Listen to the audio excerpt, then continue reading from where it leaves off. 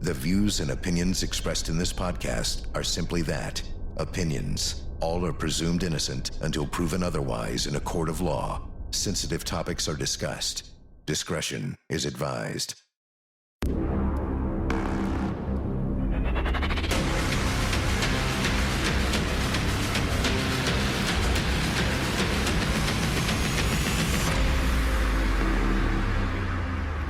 I'm Vinnie Politan, the subject of my investigation, the Au Pair Affair murder trial. It's the story of a man accused of creating a sick, twisted plot to murder his wife so he could be with the much younger au pair. Here's the story. The affluent suburbs of Northern Virginia are now the stage for one of the most shocking trials in recent memory. Prosecutors say former IRS agent Brendan Banfield plotted an elaborate murder scheme to kill his wife, Christine, and a stranger, Joe Ryan, in their Herndon home in February of 2023, so he could be with the family's live-in au pair, Juliana Magalese. Jurors have heard how Banfield allegedly posed online under his wife's identity to lure Ryan for a sexual encounter involving a knife. Then shot him and stabbed Christine, attempting to stage the scene as an intruder attack. The au pair pleaded guilty to manslaughter in Ryan's death and testified for prosecutors about the plan. Meanwhile, Banfield has taken the stand in his own defense, admitting to the affair but denying any murder, leaving his fate in the hands of the jury. There are many layers to this story when it gets into betrayal and alleged motive and things that were happening, the dynamics inside the home in this love triangle turned into an alleged double murder. But I want to focus on what actually happened on the day that Christine Banfield was stabbed to death and Joe Ryan was shot to death. So let's bring in Court TV field reporter Cody Thomas. Cody, I want to break this down a little bit. Let's begin here. What do prosecutors say happened the morning that led to Brendan getting into the bedroom? So everything that takes place before he gets into that bedroom and then two people lose their lives. Well, yeah, Vinnie, prosecutors say Brendan Banfield concocted this elaborate plan to kill his wife and then frame someone else for doing it, luring a man to his home to make him seem like a home invader. Now, Vinnie, Brendan started by creating this profile on a social networking site, a profile for Christine, his wife, on this networking site called FetLife. It was a fetish website. Now, that profile then matched with the male victim, Joseph Ryan. Now, Joseph began messaging the person he thought was Christine, and he planned to form a meetup at the Banfield's house. Now, here's the au pair, Juliana Magalese, and another witness talking about this catfishing plan. Do you recall what device he used to create the FetLife account? It was the laptop. And when you say the laptop, are you talking about Christine's laptop? Yes. Okay. And do you recall the name of the profile that the defendant created for the FetLife account? Anastasia Knight. And was there a photograph added to that profile? Yes. Who is the photograph of? It's Christine's body in a bathing suit. I believe that it was overwhelming that this was a catfish. I think the term has been used kind of across the board now. That was set up by the defendant, yes. And so, Vinnie, Juliana then says they told Joseph about how Christine would be playing along with the idea that he was sort of attacking her in a sexual fantasy type of way. And Brendan had these super thick windows installed at the house for better soundproofing. So then, Vinnie, that morning, Christine bought tickets for her daughter and Juliana to go to the zoo that day. They were going to leave early that morning, and Juliana says they drove back to the house because she forgot their lunches, all part of the supposed plan. Now, Brendan seemingly leaves for work, but he instead sits in a nearby McDonald's parking lot. And the plan was for Juliana to call him when she saw Joseph pretending to be a strange man, and Brendan would rush home. Here's Juliana testifying about that. He was going to stay, he was going to go to the McDonald's, which is it's like 5-6 minutes away from our house by the clock tower, and he would stay there until whenever I called him. And what were you supposed to do? I was supposed to stay in the car with Valerie to put something on her iPad for her to watch.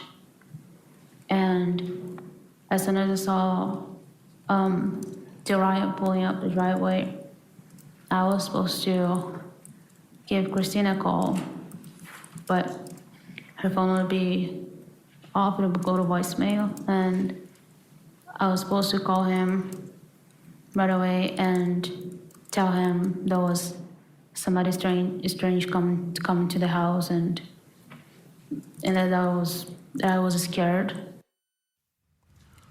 All right, Vinnie, so here's where everyone was when Joseph Ryan was arriving at the house. Now, Juliana and the daughter are parked outside the house, then they go inside. Christine is asleep in the bedroom. Brendan is returning from McDonald's, the video we just saw. Now, Brendan, the au pair, and the daughter all go into the basement first. Then Brendan and Juliana go upstairs and go into the master bedroom. Here's Brendan himself on the stand claiming that he didn't know what was happening and why he says he went up to the bedroom. Take a listen. So what made you stop from your initial thought of leaving and getting the lunches and letting Juliana and Valerie go to the zoo? I guess as my mind was kind of racing in this moment,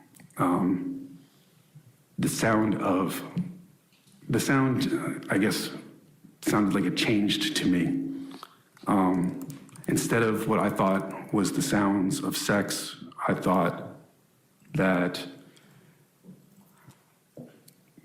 the impact sounds sounded forceful, and that Christine's moaning sounded painful and not pleasurable, and that the distance between the sound of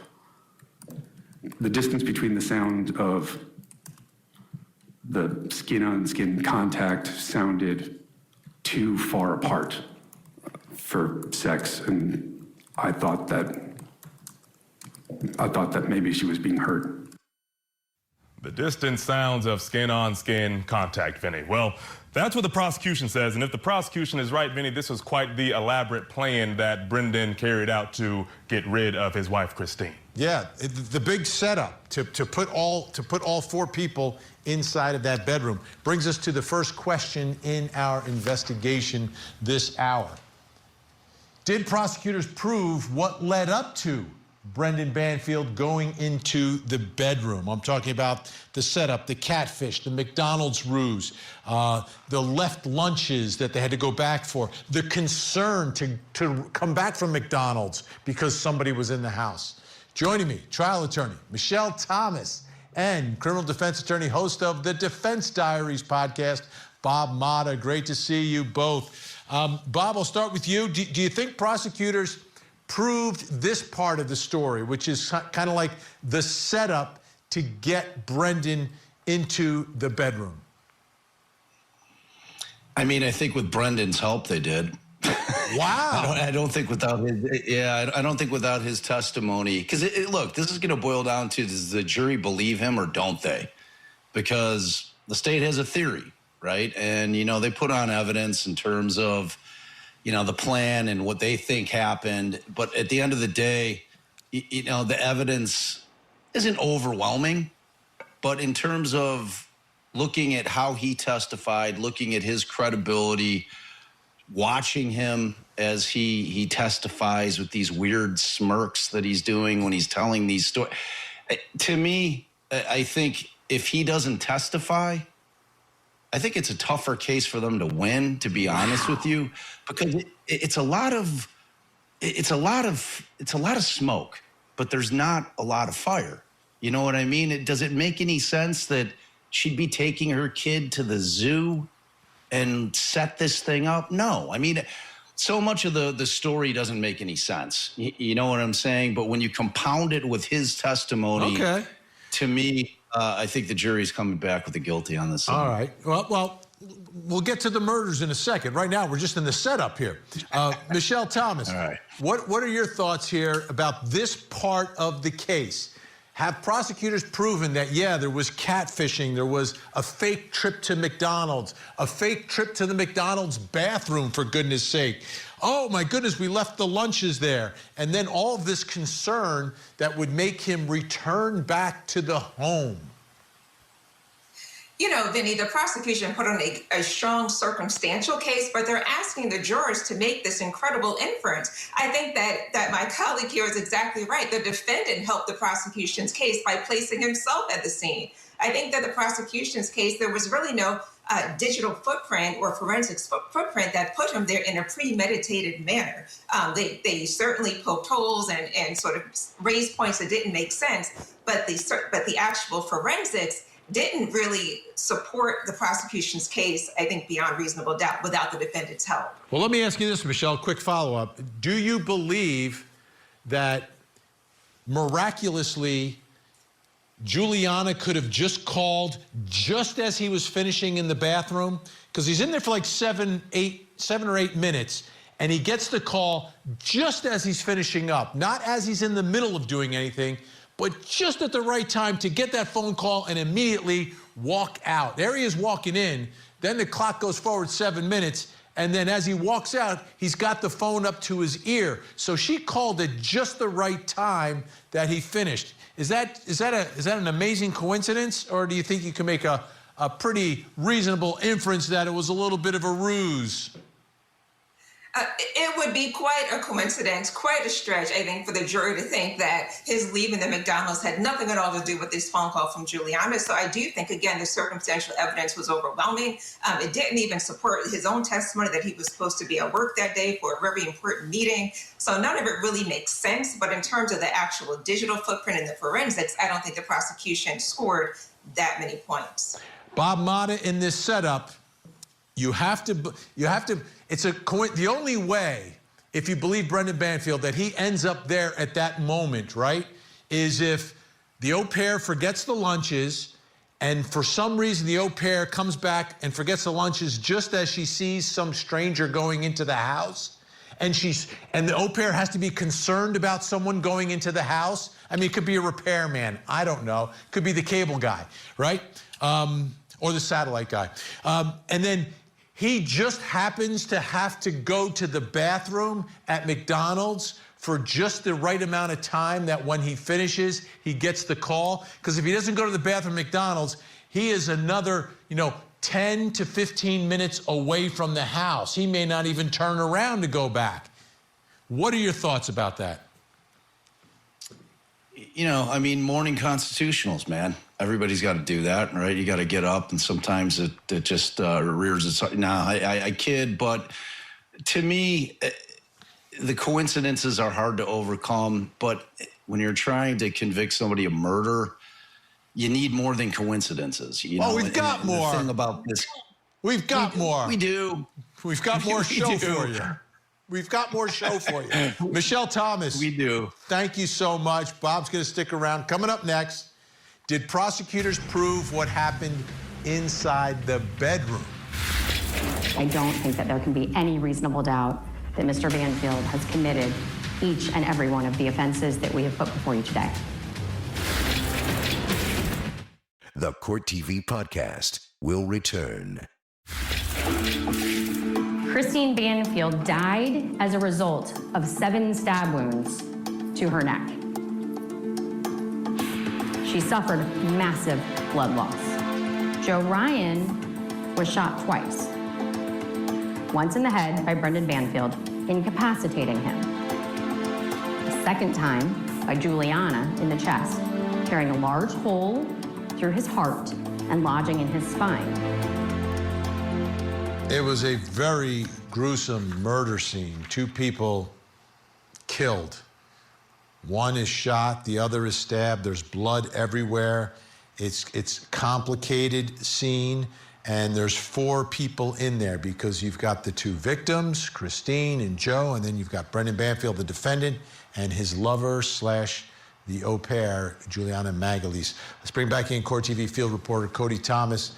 All right, let's go to now the most important part of this, right? What did prosecutors say happened that morning once Brendan entered the bedroom? Well, Vinnie, they say Brendan got in the bedroom first, and then he exchanged some words with the male victim, Joseph Ryan. But then, Vinnie, the au pair testifies that next, Brendan shoots Joseph Ryan and then stabs his own wife, Christine Banfield. Take a listen to this. From my point of view, all we could see was like Joe. At the moment I knew it was Joe, like on top of Christine, in a way I would only describe holding her down. Brendan said he yelled, "Police officer," and Christine's first reaction, that was the first time I heard she say anything at that point. And she yelled back at Brendan, saying, "Brendan, he has a knife." And yeah, that's when Brendan first shot Joe.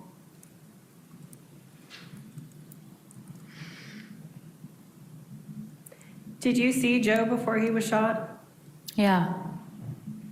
What did he look like when he saw Brendan? Shocked.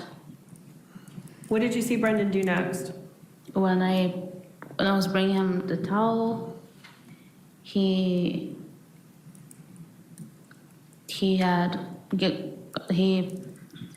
got on top of her, and that's when I first saw him stab her with a knife. Where in her body was he stabbing her? Her neck. And Vinnie, Juliana says after that, she also shot Joseph Ryan. And prosecutors also go on to say they believe that they staged their bodies a bit as well in that room. And Vinnie, we also know that 911 was called multiple times. And during that first brief 911 call, Juliana says she made the call, but then Brendan looks at her and gives her like a hang up gesture. So then dispatch calls them back 2 minutes later, and then eventually 13 minutes after that, they call 911, and that's when first responders come. But of course, first responders were not able to save Christine or Joseph Ryan. That 13-minute gap is huge. Thanks so much, Cody. It brings us to the next question in our investigation. Did prosecutors prove what happened inside the bedroom? This is really their case. They need to prove their version of what happened inside that bedroom. Joining me, former prosecutor and SLED agent Tommy Pope is with us, and still with me, attorney Bob Mata. All right, Tommy, I'll give you first crack at it. Your thoughts here. It's a very complicated scene. It's a convoluted story. It's layered. It's crazy. But they've got to prove it. Did they prove what happened inside that bedroom? The stabbing of Christine by Brendan. I think they did. I think, you had to tie it in with the witness, which unfortunately, I'm assuming they made some hay with the plea bargain that she had. But I think they did as much as you can, recognizing it was staged, recognizing that you're having to piece together the story, not only from what she said, but what he said when he takes the stand. Yeah, Bob, Tommy looks like he's on your team here saying, you know what, they proved it. But, yeah, the defendant helped a little bit here. Yeah, I'm still stuck on that, without him testifying. And, look, they had to have made the choice after the state's case in chief is over, whether or not he's going to testify. They must have thought, and I'm talking about the defense, that there was enough there that they had to put him on. And obviously it's a defense of others case, so you're typically going to want to hear from the defendant. But, man, this story, in terms of just how bizarre it is, that must have been the most painful, 6-7 hours of this guy's life, trying to carefully speak about whether it was true or not true, but kind of layering through this incredibly detailed story to try to convince this jury that he's telling the truth. But at the end of the day, the one thing that really bothers me about this case, Vinny, more than anything else, is how is Ryan up there already? Meaning, was Christine? Well, it Did took she time. actually invite him up? No, I don't think she invited him up. I think the door was left open, and he's able to gain entry into the door. That was the plan, according to the messages, and then went up to the room. And this is a case where she thinks she's actually being raped. This is according to prosecutors, while he believes he's pretending to rape her. So that's the situation. Like, the plan could be, you could say it's a brilliant criminal plan if you get away with it because, of what's taking place here. He thinks he's a criminal, Vinnie. He thinks he's a criminal acting as a criminal. And so she says no or she says stop, and he's going, that's what she wants. And so, he plays the part. Okay, Where's the screaming, though? I'm a rapist. The windows are soundproof. Screaming. The windows. I'm talking about in terms of the au pair's testimony. Like, if you're gonna tell the story, why is she not making it appear that this was a forcible rape? Because when I listened to her testimony, he's got a knife, and he probably threatened her with. I don't know exactly how it went down, but if someone's got a knife and they're either going to stab you or you're going to do everything that they say, and he's play acting out this rape fantasy, what is a woman going to do? Some might fight back, but some might be afraid that they're going to get stabbed. I suppose this is a crazy case, man. Right. It took an IRS agent. Allegedly, it took an IRS agent to think it all up. But we'll see what the jury says about that. Tommy Pope, great to see you. Thanks so much. Bob Motta, always great. Defense Diaries, check it out. It's great work he does. Still to come. If they weren't arrested, would Brendan Banfield and the au pair still be together? Now, back to the Court TV podcast.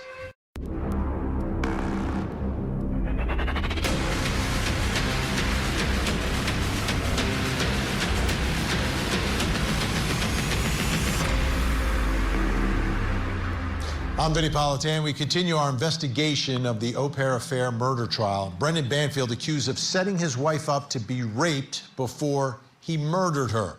Also, he could be with the au pair. Here's the story. In a Fairfax County courtroom, the fallout from a brutal double homicide is playing out under the public eye. Brendan Banfield stands accused of murdering his wife, Christine, and 39-year-old Joseph Ryan inside the family home in February of 2023 in what prosecutors call a calculated plot tied to his affair with their au pair, Juliana Magalese. Jurors have heard allegations that Banfield and Magalese created a false online persona for Christine on a fetish site to lure Ryan for a staged encounter, then executed their plan. Magalese, who pleaded guilty to manslaughter, testified for the prosecution, described how Banfield allegedly shot Ryan and stabbed Christine. On the stand himself, Banfield admitted to multiple affairs but denied any murderous plot, insisting there was no plan to kill his wife. A jury now must decide who to believe. Such an important part of this story is the why of it, the alleged motive. Let's bring in Court TV field reporter Cody Thomas. So, Cody, when we talk about motive in this case, obviously, they are pointing to this relationship between Brendan and the au pair. Can you walk us through this relationship up until the time that Brendan gets arrested? Yeah, Vinny, it's pretty extensive, so I ask our viewers to follow along here. Now, what we know is that Juliana Magalese was hired as the au pair in October of 2021. But then the affair between her and Brendan, the sexual affair, begins just about a year later in August of 2022. Take a listen to her on the stand talking about that affair. At some point, while you were working for the Banfield family, did your relationship with the defendant change? Yes. How did it change? It became sexual, physical relationship. And do you recall when the relationship changed? It was August 2022.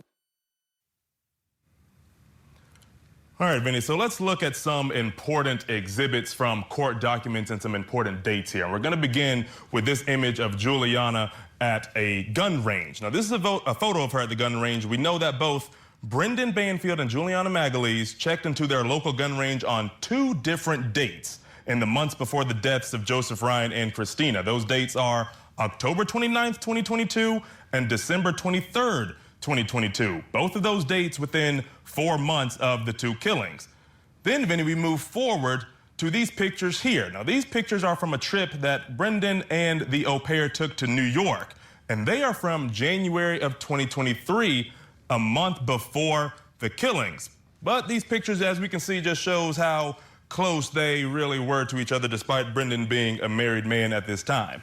Now, Vinnie, we know that the killings happened in February of 2023, but let's take a look at body cam footage of Juliana from that day once police arrived, where we hear her initial story to police. Take a look. And I called her, why the car is here? And then he said, wait for me, I'll go there. Don't go inside with Valerie. And then he came back here. And we went inside. And then we went upstairs first, and then I went to see what's going on. And Brendan said, police dropped the knife, because he had a knife. And then he said, drop the gun to Brendan. They were yelling. I couldn't understand. We were super fast. Okay.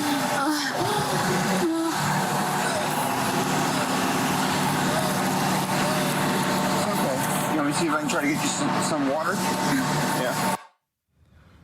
All right, Vinnie, so that's her initial story to police. We saw her bloody hands and her looking frazzled. But this image right here, Vinnie, another important image. This is from February of 2023, the month that the killings happened.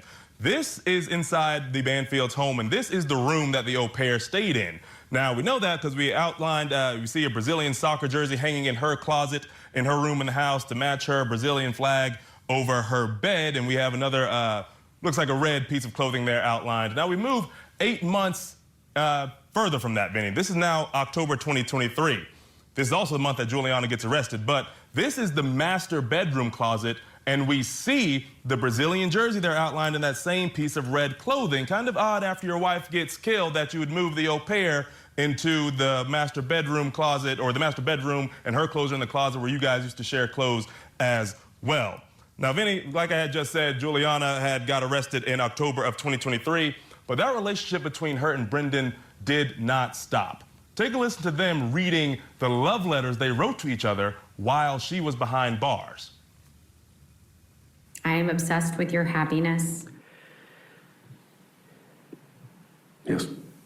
But again, all of this is after Christine had passed. If you look at that, it also is that I declared that she was a hero because, in my view, she saved my life that day. I think it's easier to fall in love with somebody that saved you. I would give my life for his, and I would never do anything to hurt him or against him. Whatever they're saying, whatever they want to believe, I don't care. I would take the blame for both of us. I would do anything for you.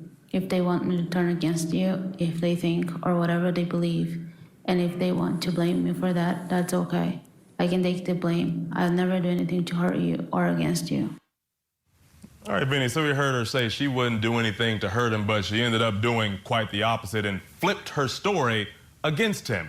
And Vinnie, according to reporting from the Washington Post, around the time of her arrest, they said, quote, in October, Perez Magalese sat down with police and prosecutors and provided a lengthy statement recanting the claim of a home invasion, court records show. She said Brendan Banfield had planned the killings and arranged for Ryan to appear at the house with a knife as a result of online discussions the two men previously had. And Vinnie, take a listen to her talking about that alleged plan on the stand. So he didn't want to get divorced.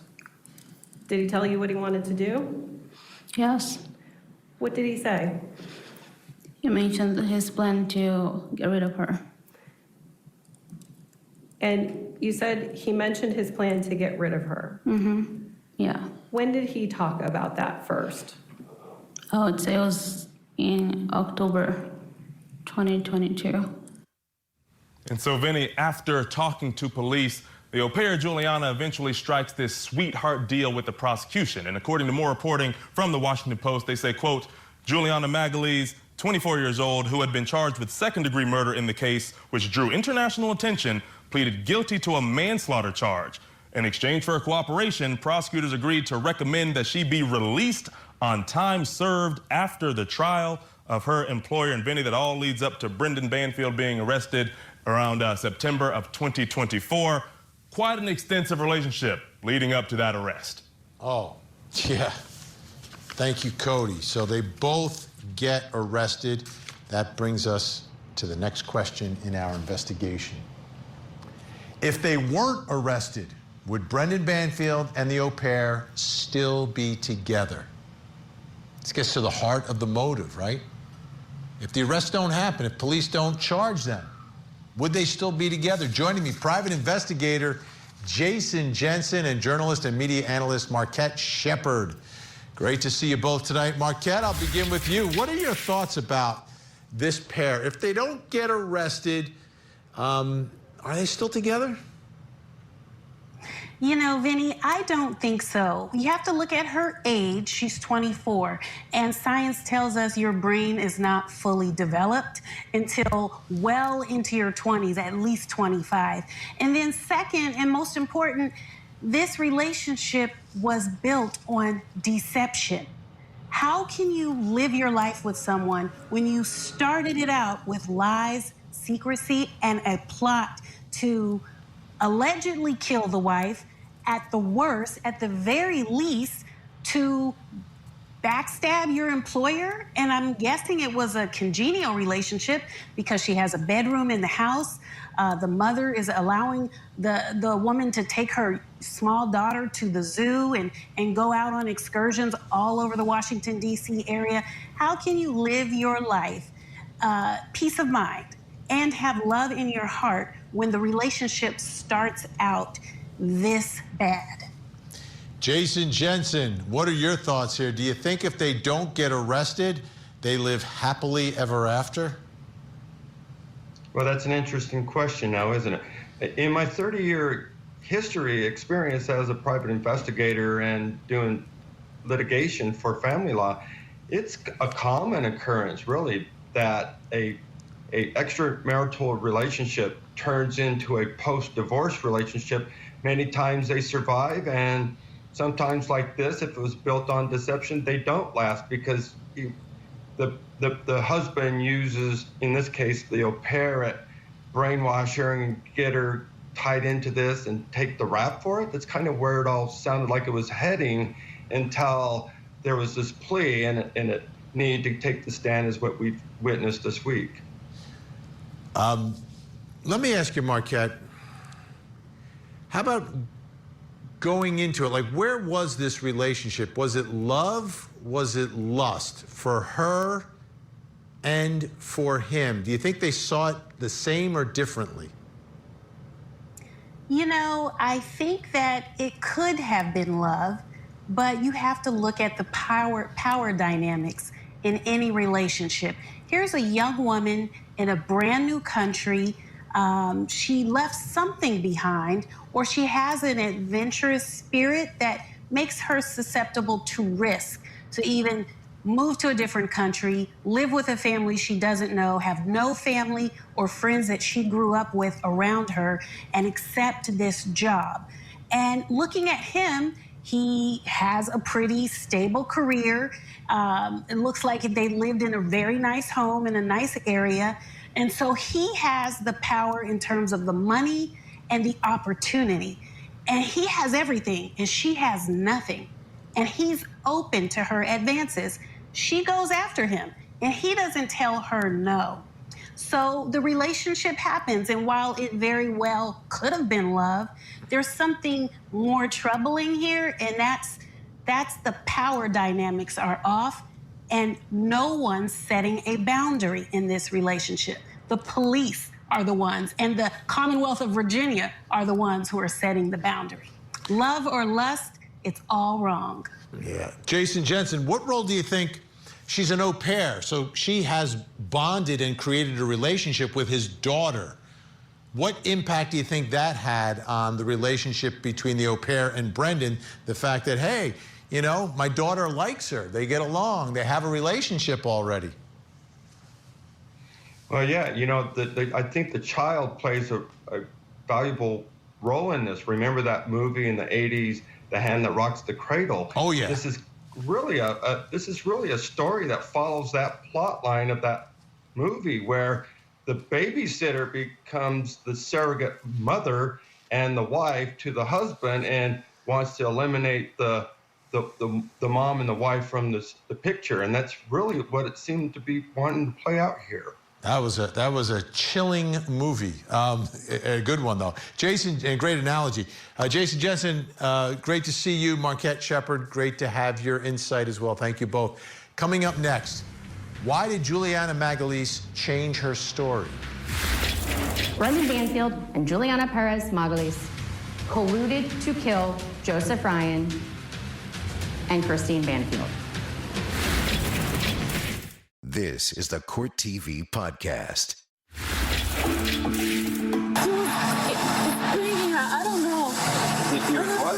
It's breaking her. I heard, like, I don't know what was that. And Brendan said, please drop the knife, because he had a knife. And then he said, drop the gun to Brendan. They were yelling. I couldn't understand. That's Juliana Magalhaes' initial story, and that's the morning of the killings. And she is there telling a story that pretty much aligns with Brendan Banfield's version of what happened. But circumstances seem to change a little bit. Take a listen to Juliana here on cross-examination, talking about the change in the relationship as the story starts to evolve.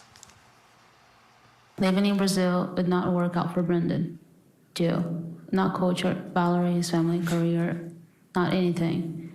That's I'm getting this idea out of his head and telling him it's okay to move on with his life. That's what makes me more upset, knowing that my trial would have been this week and the next, and that this would have come to an end one way or another. But what can I do? And yes, it will be November. The son of a bitch better to think, not to think about moving again. I'm already pissed off at him because for the third time this week, he said he would come see me today and everything, but he didn't come. So remember, she's arrested first. She's behind bars, and now she's getting upset. He said he was going to visit me. He's not visiting me. You know, there's a change in this relationship and her thoughts about Brendan. Now, take a listen to more of her cross-examination here, talking about the changing of the story. Well, you're testifying before. I withheld the truth for a long time just to myself. And it was a lot for me to deal with. Okay. And I just couldn't do this anymore. It was too much for me.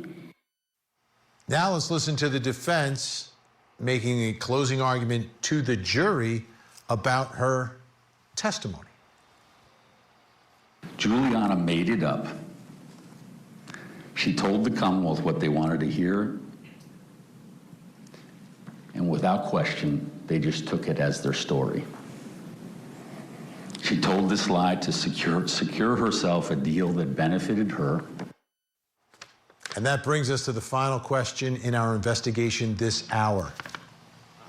Why did Juliana Magalhaes change her story? Joining me, two great criminal defense attorneys. Peter Ellikin is with us, and Don Milarczyk. Great to see you both tonight. Peter, why did she change her story?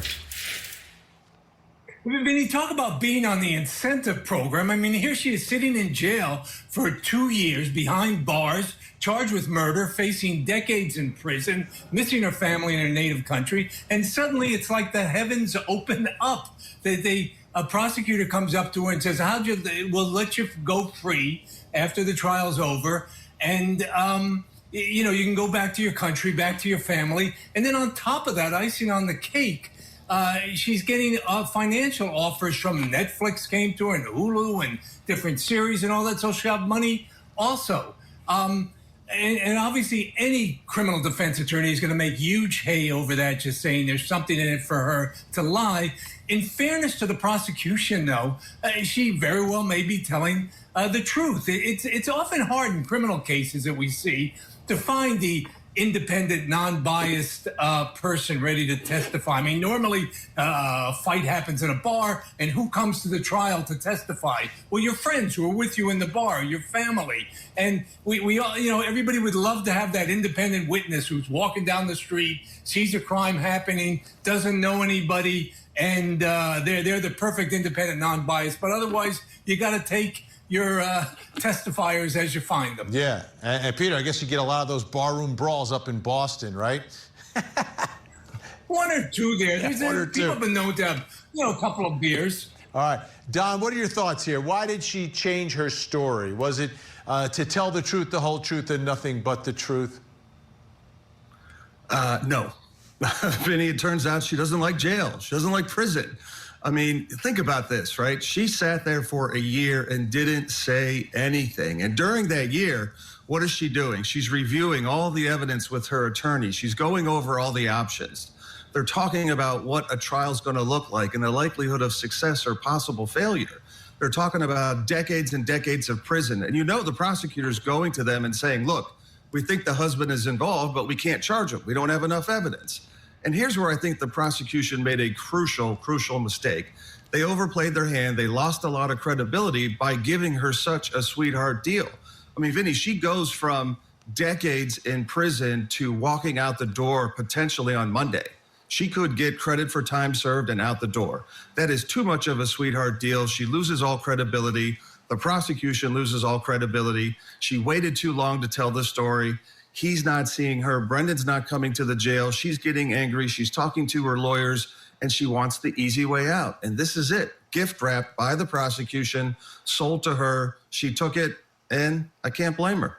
Yeah, we only have like 10 seconds left here. 5 seconds each, guys. What are your thoughts about the verdict here? Peter? It looks like a not guilty. The think prosecution overplayed their hand. Sorry. Yeah, I think they did. There's just too much reasonable doubt here. It could go either way, but I think they just didn't nail it with any forensics. Gotcha. Two potential not guilties, folks. Make sure you're tuning in. Great job, Peter Elkin, Don Milarczyk. Yeah, I saw it in the back there. We're out of time, unfortunately. Okay. This au pair is a terrible person. I say that because she has admitted to taking part in this plot to kill Christine and Joe Ryan. The affair is also a big problem, but Brendan, I think, is more at fault. Regardless of who made the first move, he's married, he has a family, he knows better. Plus, as her boss, as our guest mentioned, he's in a position of power over her. But in the end, there was a reason why they were together. They have a lot in common. They are both just plain awful.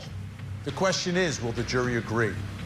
I'm Vinnie Politan. We'll keep digging for answers as the investigation continues.